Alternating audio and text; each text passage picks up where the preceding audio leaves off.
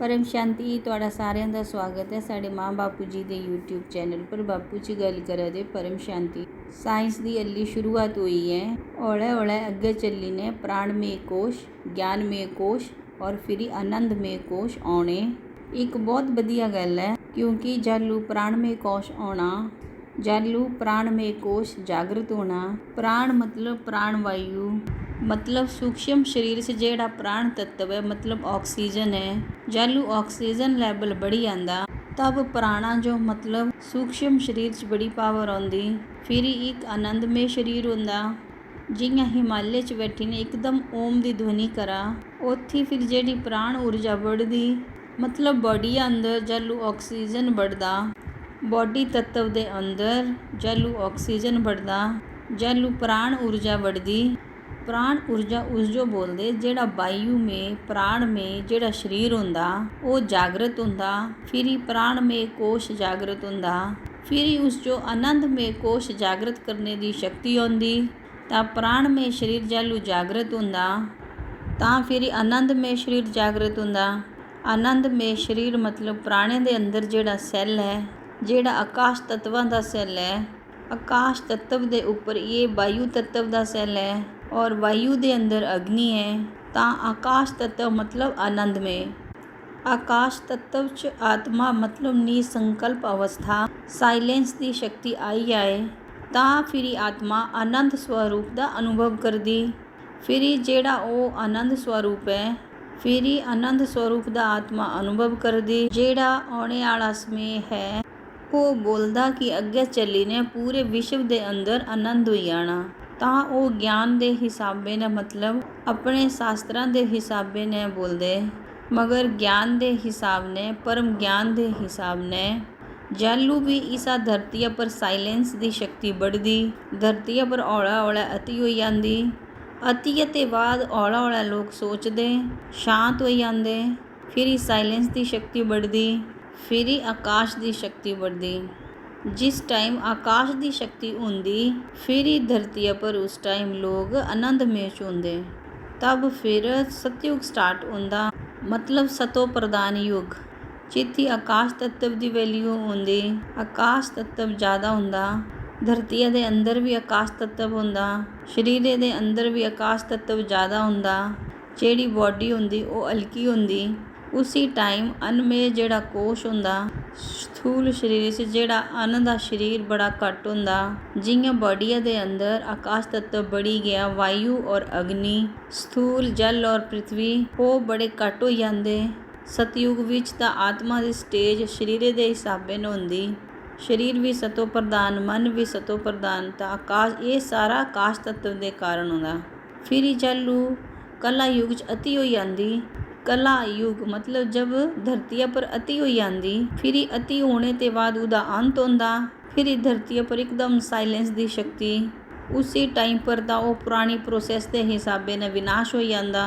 अति होंदी ता अंत हो जाता, विनाश कर दिंदे ता विनाश के बाद एकदम साइलेंस दी शक्ति होंदी। कलयुग के अंत च पूरी सृष्टिया पर पूरा विनाश हो जाता। फिर धरतिया पर सोचने वाले कोई नहीं रहिंदे, तब एकदम साइलेंस दी शक्ति होंदी। फिर चालू साइलेंस दी शक्ति हौला हौला बढ़दी तब वायुमंडल भी सतो प्रधान होंदा। पहले मनुष्य तमो प्रधान थे तब वायुमंडल भी तमो प्रधान था। अब वायुमंडल तमो प्रधान होंदा तब लोग बड़ा सोचते तब वायु तमो प्रधान होंदी। तब वायु तमो प्रधान होने के कारण वायु तत्व के अंदर भी एकदम नेगेटिव शक्ति होंदी। वायु तत्व जालू नेगेटिव शक्ति होंदी, लोकां दे नेगेटिव सोच, नेगेटिव संकल्प वायु तत्व प्रलयकारी बनी आंदा और वायु तत्व जालू प्रलयकारी बनी आंदा तब वायुमंडल बनी आंदा। फिर एक साथ जबरदस्त बारिश, नेचुरल कैलेमिटी आंदी, एकदम साइक्लोन, तां लोकां दी नेगेटिव सोच एकदम अति दी ओर ले आंदी तां फिर विनाश होंदा। फिर धरती पर साइलेंस दी शक्ति आंदी तां गल करा दे थे आनंदमय कोश। आनंदमय कोश जिस टाइम साइलेंस दी शक्ति बढ़दी, इसी तरह आत्मा दे अंदर भी साइलेंस दी शक्ति बढ़दी। मने दे अंदर इच्छाएं खत्म हो जांदियां। जिस टाइम कलयुग च इच्छाएं बड़ियां बढ़ी आंदियां, सोच बढ़ी आंदी, बड़ी सोच बढ़ी आंदी, ਇਸ ਲਈ ਆਪਣੀਆਂ ਇੱਛਾ ਜੋ ਪੂਰਾ ਕਰਨੇ ਵਾਸਤੇ ਜਿਹੜੇ ਕਰਮ ਹਨ ਉਹ ਨੈਗੇਟਿਵ ਕਰਮ ਬਣੀ ਜਾਂਦੇ। ਇਸ ਲਈ ਵਾਯੂਮੰਡਲ ਨੈਗੇਟਿਵ ਬਣੀ ਜਾਂਦਾ। ਇਸ ਲਈ ਅਤੀ ਦੁਖਦਾਇਕ ਵਾਯੂਮੰਡਲ ਹੁੰਦਾ। ਇਸ ਲਈ ਨੈਚੁਰਲ ਕਲੈਮਿਟੀ ਵੀ ਹੁੰਦੀ, ਵਾਯੂਮੰਡਲ ਨੈਗੇਟਿਵ ਹੁੰਦਾ ਤਾਂ ਫਿਰ ਨੈਚੁਰਲ ਕਲੈਮਿਟੀ ਆਉਂਦੀ। ਫਿਰ ਉਸੀ ਵਾਯੂਮੰਡਲ 'ਚ ਜਿਹੜੀਆਂ ਮਨੁੱਖ ਆਤਮਾएं ਹੁੰਦੀਆਂ ਅਤੀ ਹੋਇਆ ਤਾਂ ਅੰਤ ਵੀ ਹੋਈ ਗਿਆ ਤਾਂ ਫਿਰ ਸਾਇਲੈਂਸ ਦੀ ਸ਼ਕਤੀ ਆਈ। ਸਾਇਲੈਂਸ ਦੀ ਸ਼ਕਤੀ ਆਉਣੇ ਤੇ ਹੌਲਾ ਹੌਲਾ ਆਕਾਸ਼ ਤੱਤਵ बढ़दा और आकाश तत्व बढ़दा ਤਾਂ ਇੱਕਦਮ ਧਰਤੀ ਪਰ ਸਾਇਲੈਂਸ ਦੀ ਸ਼ਕਤੀ।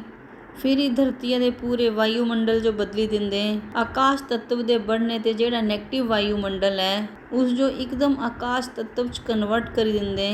ਆਕਾਸ਼ ਤੱਤਵ ਨੈਗੇਟਿਵ ਵਾਯੂ ਜੋ ਸੋਖ ਲੈਂਦੇ, ਮਤਲਬ ਆਪਣੇ ਅੰਦਰ ਖਿੰਜੀ ਲੈਂਦੇ। ਜਿਹੜੀ ਨੈਗੇਟਿਵ ਸੋਚ ਹੈ ਉਸ ਜੋ ਆਕਾਸ਼ ਤੱਤਵ ਆਪਣੇ ਅੰਦਰ ਅਬਜ਼ੋਰਬ ਕਰ ਲੈਂਦਾ ਔਰ ਇੱਕਦਮ ਸਤੋ ਪ੍ਰਧਾਨ ਵਾਯੂਮੰਡਲ ਬਣਾਉਂਦਾ। ਫਿਰ ਹੀ ਸਤੋ ਪ੍ਰਧਾਨ ਸ਼ੁਰੂ ਹੁੰਦਾ। ਸਤੋ ਪ੍ਰਧਾਨ ਵਾਯੂਮੰਡਲ ਮਤਲਬ ਨੈਗੇਟਿਵ ਜਿਹੜੀ ਸੋਚ ਹੈ ਆਕਾਸ਼ ਤੱਤਵ ਉਸ ਜੋ ਆਪਣੇ ਅੰਦਰ ਅਬਜ਼ੋਰਬ ਕਰ ਲੈਂਦਾ ਤਾਂ ਫਿਰ ਸਤੋ ਪ੍ਰਧਾਨ ਬਣੀ ਜਾਂਦਾ। ਫਿਰ ਹੀ ਜੈਲੂ ਸਤੋ ਪ੍ਰਧਾਨ ਵਾਯੂਮੰਡਲ ਹੋਈ ਜਾਂਦਾ ਤਾਂ ਫਿਰ ਵਾਯੂਮੰਡਲ ਦੇ ਅੰਦਰ ਇੱਕਦਮ ਸੁਖ ਸ਼ਾਂਤੀ ਹੋਈ ਜਾਂਦੀ। ਔਰ ਵਾਯੂਮੰਡਲ 'ਚ ਜੈਲੂ ਸੁਖ ਸ਼ਾਂਤੀ ਹੁੰਦੀ ਤਾਂ ਜਿਹੜਾ ਆਉਣੇ ਵਾਲਾ ਮਨੁੱਖ ਹੈ ਉਹ ਵੀ ਸੁਖ ਔਰ ਸ਼ਾਂਤੀ ਦਾ ਅਨੁਭਵ ਕਰਦਾ। ਆਨੰਦ ਸਰੂਪ ਹੁੰਦਾ। ਧਰਤੀ ਪਰ ਆਨੰਦ ਸਰੂਪ ਹੋਣਾ ਮਤਲਬ ਇੱਕਦਮ ਸ਼ਾਂਤੀ, ਮਤਲਬ ਕਿਸੇ ਚੀਜ਼ਾਂ ਦੀ ਇੱਛਾ ਹੀ ਨਹੀਂ। ਮਤਲਬ ਜਬ ਕਿਸੇ ਚੀਜ਼ਾਂ ਦੀ ਇੱਛਾ ਹੀ ਨਹੀਂ ਹੈ ਫਿਰ ਹੀ ਪ੍ਰਕਿਰਤੀ ਸਤੋ ਪ੍ਰਧਾਨ ਬਣੀ ਜਾਂਦੀ। ਫਿਰ ਹੀ ਪ੍ਰਕਿਰਤੀ ਸੁਖ ਪ੍ਰਦਾਨ ਕਰਨੇ ਵਾਲੀ ਹੁੰਦੀ, ਮਤਲਬ ਸੁਖ ਦੇਣੇ ਵਾਲੀ ਹੁੰਦੀ। ਤਾਂ ਸਤਯੁਗ 'ਚ ਧਰਤੀ ਪਰ ਭੁੱਖ ਪਿਆਸ ਇਤਨੀ ਨਹੀਂ ਲੱਗਦੀ। ਸਤਯੁਗ ਦੇ ਸ਼ੁਰੂਆਤ 'ਚ ਸੰਕਲਪ ਕੀਤਾ ਤਾਂ ਜਿਹੜਾ ਤੁਹਾਨੂੰ ਜੋ ਚਾਹੀਦਾ, ਜਿਹੜੇ ਫਲ ਹੁੰਦੇ ਉਹਨਾਂ ਦੇ ਅੰਦਰ ਰਸ ਹੁੰਦਾ ਤਾਂ ਉਹ ਫਲ ਦਾ ਰਸ ਪੀ ਲਿਆ ਇੱਕਦਮ। ਤੁਹਾਨੂੰ ਜੋ ਜਿਹਦੇ ਫਲ ਚਾਹੀਦਾ ਉਹਦੇ ਵ੍ਰਿਕਸ਼ ਆਟੋਮੈਟਿਕਲੀ ਪੈਦਾ ਹੁੰਦੇ ਧਰਤੀ ਪਰ। ਉਸ ਜੋ ਇਆਂ ਉਗਾਣੇ ਦੀ ਜ਼ਰੂਰਤ ਨਹੀਂ ਹੈ ਸਤਯੁਗ 'ਚ। ਇੱਕਦਮ ਮਨੁੱਖ ਦੇ ਅਨੁਰੂਪ ਵ੍ਰਿਕਸ਼ ਪੈਦਾ ਹੁੰਦੇ ਧਰਤੀ ਪਰ ਜੰਗਲਾਂ 'ਚ ਔਰ ਉਹ ਵ੍ਰਿਕਸ਼ਾਂ ਦਾ ਰਸ ਪੀਂਦੇ ਥੇ ਸਤਯੁਗ 'ਚ। ਹਲਕਾ ਜਿਹਾ ਰਸ ਹੁੰਦਾ ਥਾ ਮਨੋਂ ਮੇਂ, ਇੱਕਦਮ ਮਨ ਖੁਸ਼ ਹੋ ਜਾਂਦਾ ਥਾ। ਮਨ ਖੁਸ਼ ਹੁੰਦਾ ਥਾ ਤਾਂ ਜਿਹੜਾ ਮਨੋਂ ਮੇਂ ਸਰੀਰ ਹੁੰਦਾ ਥਾ ਉਹ ਖੁਸ਼ ਹੋ ਜਾਂਦਾ ਥਾ। ਮਨੇ ਜੋ ਤ੍ਰਿਪਤੀ ਹੋ ਜਾਂਦੀ ਥੀ। ਬਸ ਥੋੜਾ ਜਿਹਾ ਰਸ ਪੀ ਲਿਆ, फल निकाला और रस पी लिया। उयो खाने की जरूरत नहीं होती थी। सतयुग 'ਚ खाने की भी जरूरत नहीं थी। सतो प्रधान अवस्था होती थी तो बस इं रस पी लेंदे थे। तो दिने 'ਚ 2-3 बार रस पी लिया। जंगलों 'ਚ इतने फल होंदे थे, पब्लिक बड़ी घट थी। सतयुग 'ਚ पब्लिक ना दे बराबर थी और इतना सतो प्रधान वायुमंडल ਜਿਹੜਾ आकाश तत्व ਹੁੰਦਾ था वो हैवी ਹੁੰਦਾ था। वायु एकदम सतो प्रधान ਹੁੰਦਾ था और अग्नि भी सतो प्रधान ਹੁੰਦਾ था। अग्नि तत्व भी सतो प्रधान ਹੁੰਦਾ था। इसलिए जल और मिट्टी भी सतो प्रधान ਹੁੰਦੇ थे। पांचों ही तत्व सतयुग 'ਚ सतो प्रधान ਹੁੰਦੇ थे। इसलिए इंसाना जो ਜਿਹੜਾ ਚਾਹੀਦਾ ਉਹ ਆਟੋਮੈਟਿਕਲੀ ਬਣ ਜਾਂਦਾ था। इंसाना जो उस टाइम खेती करने की जरूरत नहीं ਹੁੰਦੀ थी, उगाने की जरूरत नहीं ਹੁੰਦੀ थी। जियां सोचिया और जिदया टेस्ट चाहिदा इंसान ने जिदया टेस्ट चाहिदा उदया बनी ਜਾਂਦਾ था। इयां नहीं कि मुझे दिया चाहिदा, सोचना नहीं, तुहानू सोचने की भी जरूरत नहीं। तुहानू ਜਿਹੜਾ ਚਾਹੀਦਾ तुहां हल्का जिहा मने की इच्छा मनोमय शरीर 'ਚ ਉਹ ਕੰਮ ਕਰਦਾ था। मनोमय शरीर ते वाइब्रेट होई ने जाना वायुमंडल 'ਚ। मनोमय शरीर 'ਚ ਤੁਹਾਡੀਆਂ ਸੰਕਲਪਾਂ 'ਚ ਸ਼ਕਤੀ ਹੁੰਦੀ थी। मने ਦੀ ਸ਼ਕਤੀ, मने ਦੀ ਸ਼ਕਤੀ ਵਾਈਬ੍ਰੇਟ ਹੋਈ ਨੇ ਪ੍ਰਕਿਰਤੀ ਦੇ ਅੰਦਰ। ਜਿਹੜਾ ਤੁਹਾਡੇ ਮਨੇ ਜੋ ਜਿਹਦੇ ਹੀ ਇੱਛਾ ਚਾਹੀਦੀ ਐਸਾ ਵ੍ਰਿਕਸ਼ ਪੈਦਾ ਹੁੰਦਾ और ऐसा वृक्ष पैदा होई ना ऑटोमैटिकली और वो वृक्ष दे अंदर ऐसा फल आई आना जेड़ा फल तुहानू जो तुरंत अट्रैक्ट करे।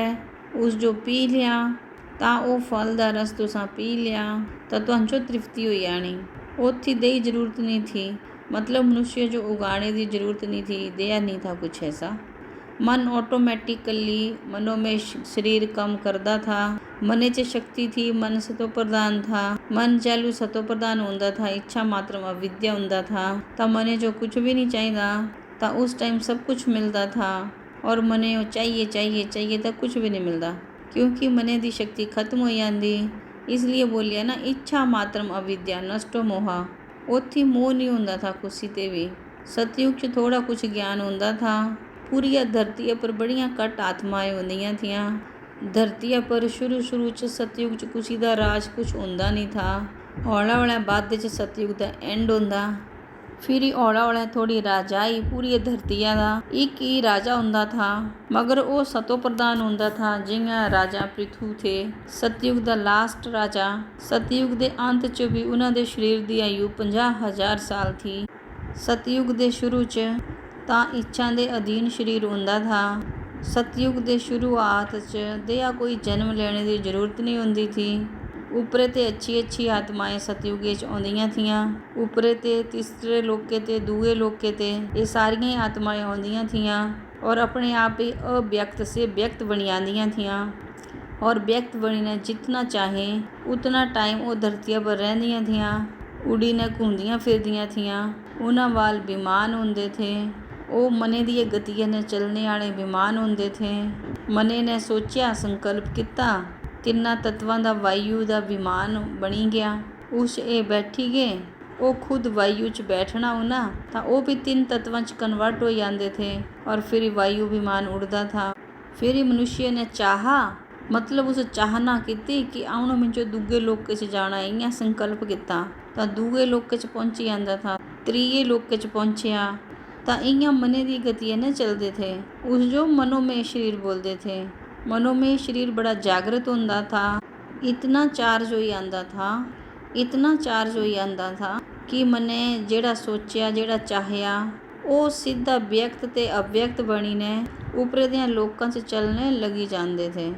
जियां देवता धरती पर आउंदे थे तां वो अव्यक्त ते व्यक्त बनते थे, 5 तत्व धारण करते थे। फिर जालू चाहया तां 5 तत्वां ते 3 तत्वां च कन्वर्ट हो जाते थे। उस जो व्यक्त ते अव्यक्त बोल गए ना, तो ये सारी जड़ी मने दी गति है, मनोमय शरीर, आनंदमय शरीर, तो उथी आत्मा जो आनंद मिलता था, आत्मा दा आनंद था।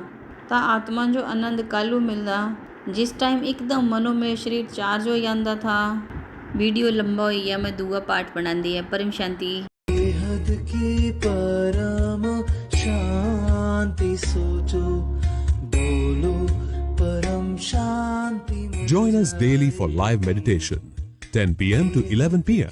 on YouTube Live. Subscribe now.